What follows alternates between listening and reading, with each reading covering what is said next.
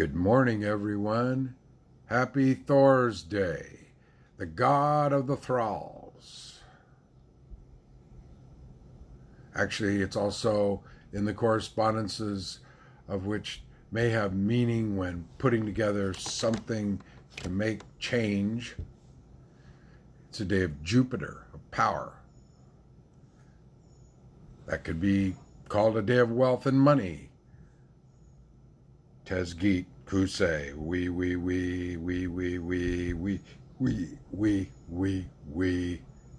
Hey, we will. Okay, enough of that kind of magical stuff. Whew, wow. This whole thing is pretty crazy, isn't it? A lot of people are very freaked out. I'm mildly freaked out. I'll be okay no matter what. If I somehow lose my job, if the company I work for goes away, I will get my Social Security money, which is enough to pay my bills. My investments will eventually come back to life. Sad that I have to rely on any of that, in my opinion. And I can probably find something else of value to sell, which is not a dishonest trap. And that's what this is about. There's a lot of negative stuff going around, and we have to acknowledge the negative stuff. We have to acknowledge that part of our society which is in so much fear that they're clamoring about their constitutional rights getting violated or compromised. Now, when we take a look at this, there's some truth in that, but the compromise and violation happened with the writing of the Constitution. That's where the problem is. I'm glad that people are exercising their right to assembly, to public assembly. That's a great thing, Fourth Amendment. What they're protesting about is their right to do so. Like most Americans, I disagree with them. I think about 78, 80% disagree with them. Even majority of Republicans disagree with them, which is heartening. It's good to see that maybe some of these folks have had a huge wake-up call. It's sad that it had to turn to this to get it. And the other fact about this is if and when things do turn around and come back, will they go back to their old way of thinking? A former girlfriend of one of my relatives was on Instagram this morning. Disgusting, stupid idiot. I'm glad that they parted ways, because what I've seen this person do is go to the shooting range with an obvious pseudo-fascist biker piece of shit to fire off weapons. I've also seen another person who I really liked, their burlesque show. I would never pay to go see it. Sorry, ladies, I won't pay for this stuff. I've been to the strip clubs hundreds, maybe thousands of times over the years. I got a belly full. I've had many long-term sexual relationships, have been greatly fulfilling. So I have enough memories of actual live encounters to serve as any type of nudie show that I want to see. And those nudie shows were usually concluded with great sexual experiences. So I don't want what you're selling. I'm not going to buy it. Here's my other thing. I'm not going to donate. Donating is stupid. I've been watching a lot and reading a lot of Anand Giridharadas. Watched his show last night on Vice. Thought it was awesome. He had AOC on. He had Seth MacFarlane on. He gave a great monologue at the beginning. It was just inspiring. We are at a time in our history where we have the opportunity now. There's a lot of opportunities to reinvent ourselves. Now, a lot of us don't want to do that. We've had a comfortable lifestyle. We've had spending money. We've done the things we like to do. We've traveled. We've We've gone to community events. We've gone to concerts, sporting events. We've done all these things, and we enjoy them, and we don't like them getting taken away from us. Furthermore, a lot of us are in the restaurant industry. I forget how many millions it is, but it's millions of workers in the restaurant industry, which is now severely crippled and probably going to lose a lot of these businesses. Of course, restaurants have the greatest failure rate of any business because they're highly marginal. So this would be expected anyway. I forget what their failure rate is, but it's pretty high. So that means you're going to be even higher. Now, that's a negative. However, the positive side is when things turn around, and I believe they will, at least eventually turn around, there will be a lot of rebirth. Now, to those of you who thrive on these outside events, make your money planning huge crowd events, you don't have to do anything, but I think it might be a good idea to deeply consider reinventing yourself and your career into something else that's going to work in this new economy.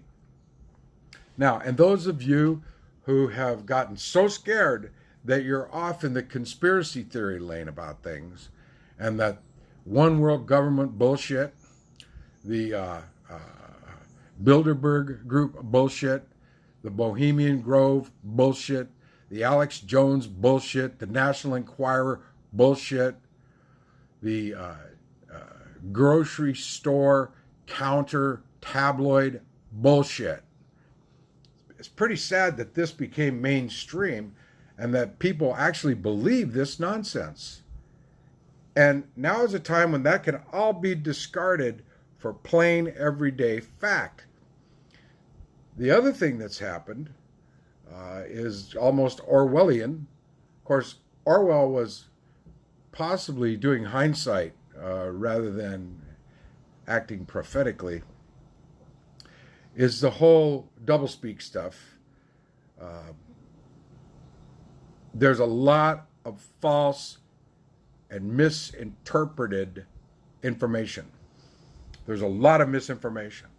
And it's part of the larger game that is perpetrated by those media who are under the control of dominating corporate interests.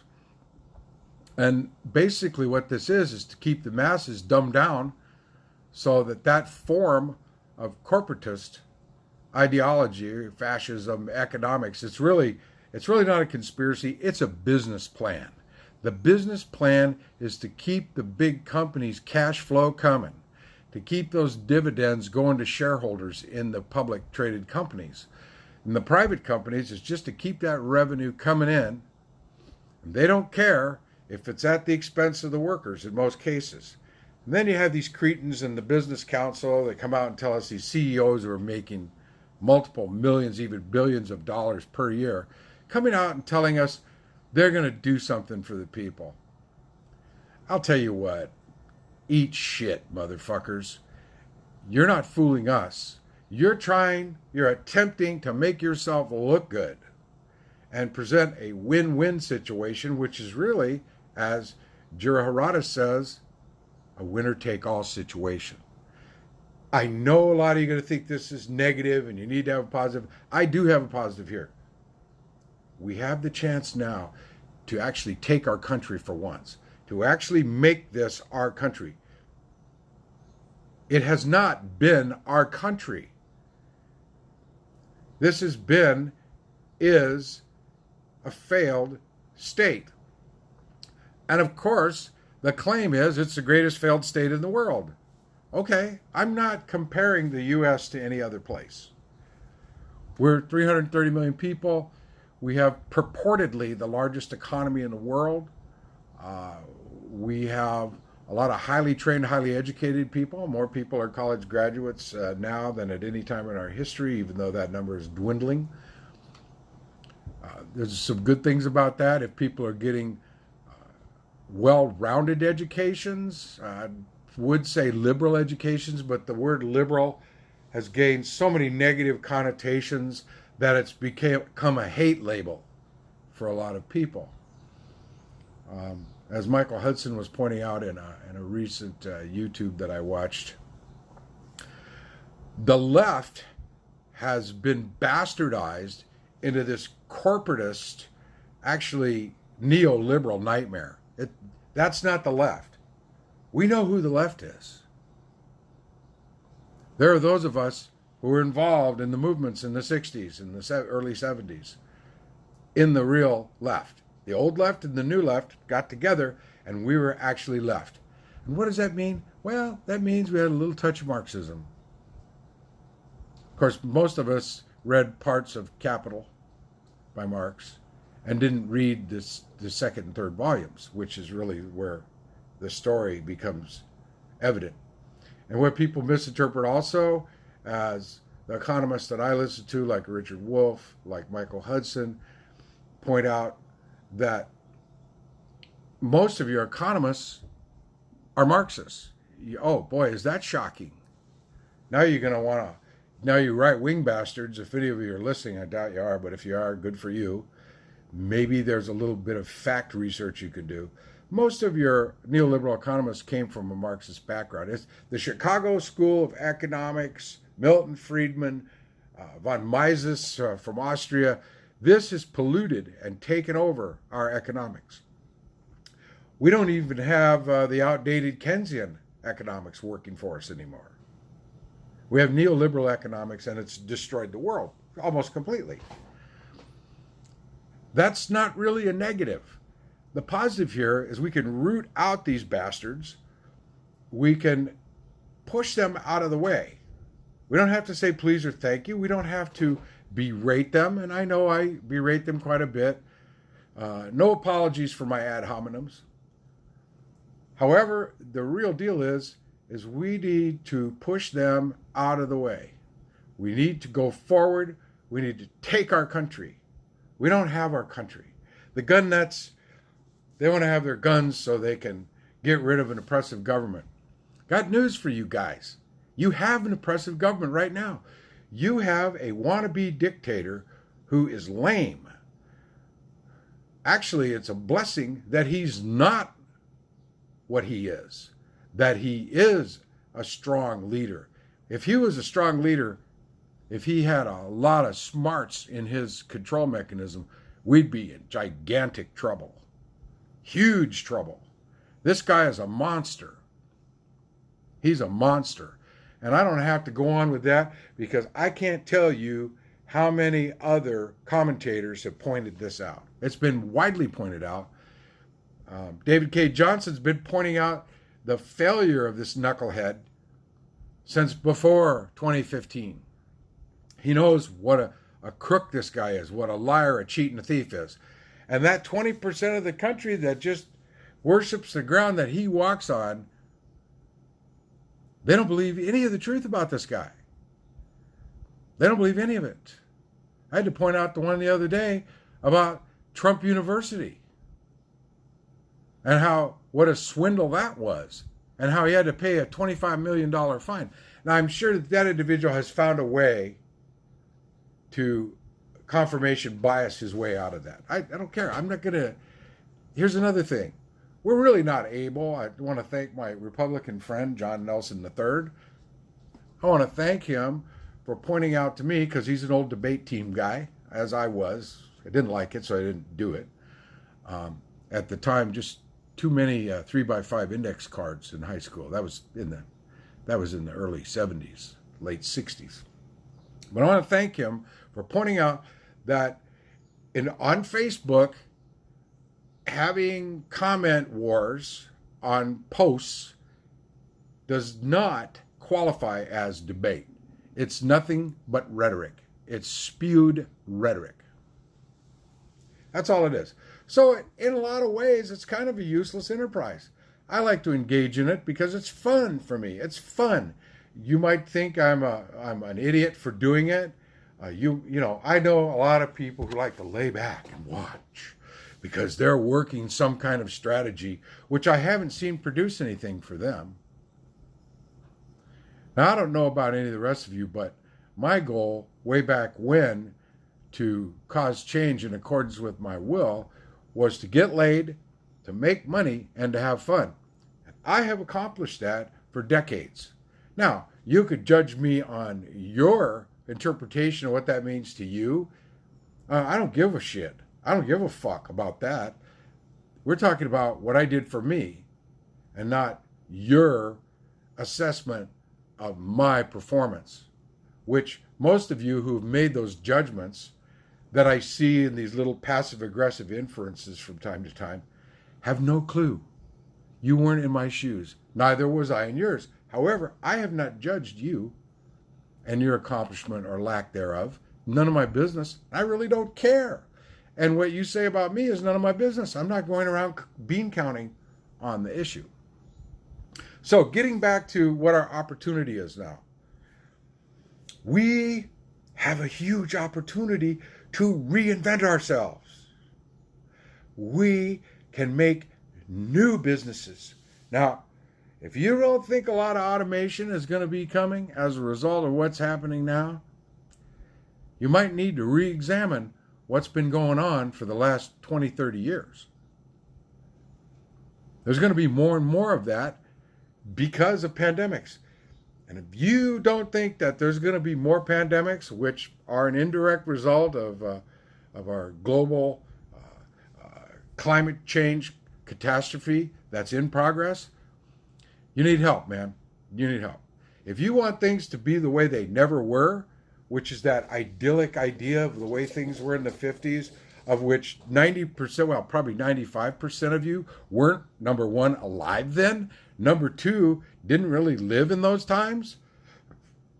Okay, so that was a time when the man had the job, he went to work, the wife stayed at home and really, for the most part, raised the children in the nuclear family, which, as we saw the results in the 60s and 70s, is a fail. That was a fail. The nuclear family is a fail. The successful subcultures in our society, for the most part, as sociological researchers have shown us numerous times, have come from extended family, not from nuclear family. This is why these cult programs like 12-step programs are so successful with their people who stay. They're not successful for the majority because most people won't go there, number one, because they know they can see what it is, and a lot of people who go there because they're mandated to go there for one reason or another, they don't come back because they can see that it's actually a religious cult. So let's go to the root of the problem and why we have 20% of our citizens who are knuckleheads or knuckle draggers or stupid. First of all, a lot of these people, including people who are not this way, believe that Jesus was a real person. Now, I've argued with one of my quasi-historian, I forget what they call him now. She has a form of autism, friends, who is quite knowledgeable, but who claims that Jesus was a historical figure. Now, I'm not going to go into a long diatribe on that because there's just reams and volumes, books and talks on this. From what I have seen in the evidence, also in my mystical explorations, Jesus did not exist. Jesus is not real. The Bible is a book of myth.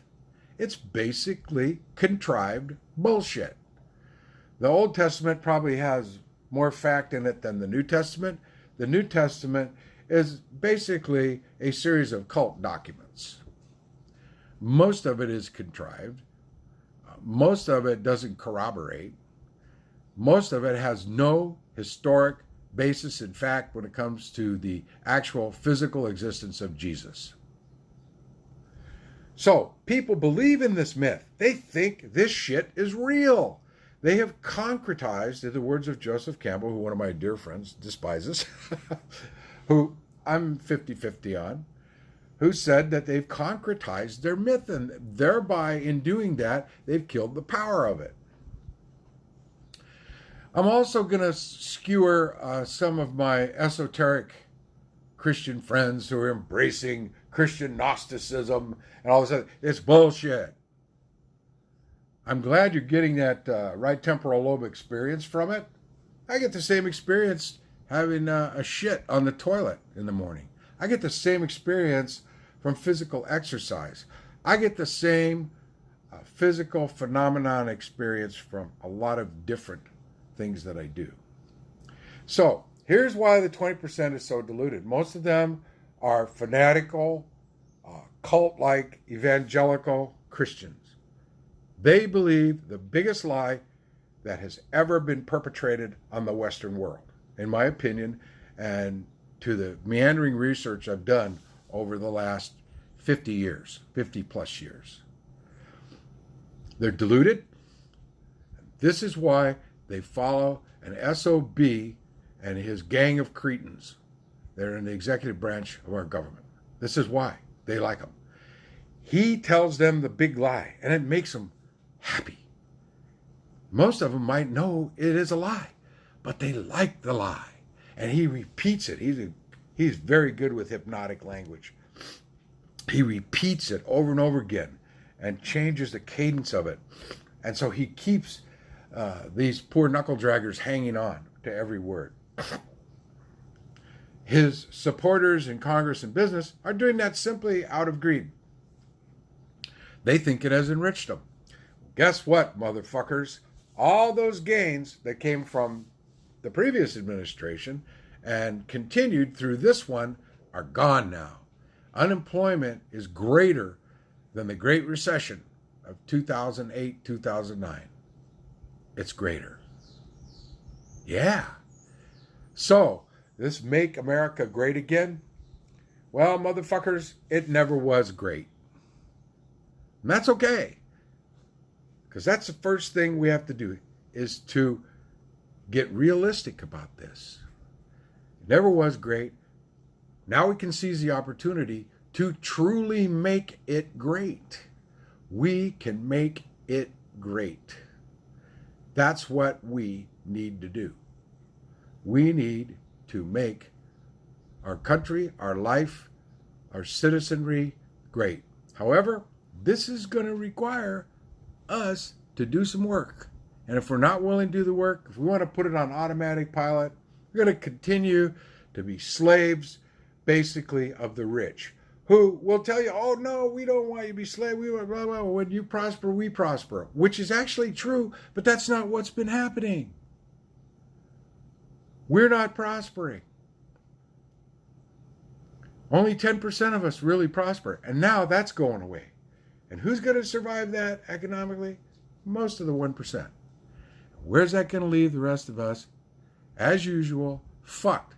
But now, well, not fucked, shit on is a better way to... Fuck is good. It's good to be fucked. It's good to get fucked. As long as you're not raped. That, to me, that rape is not fucked. So what do? Do we continue to be shit on?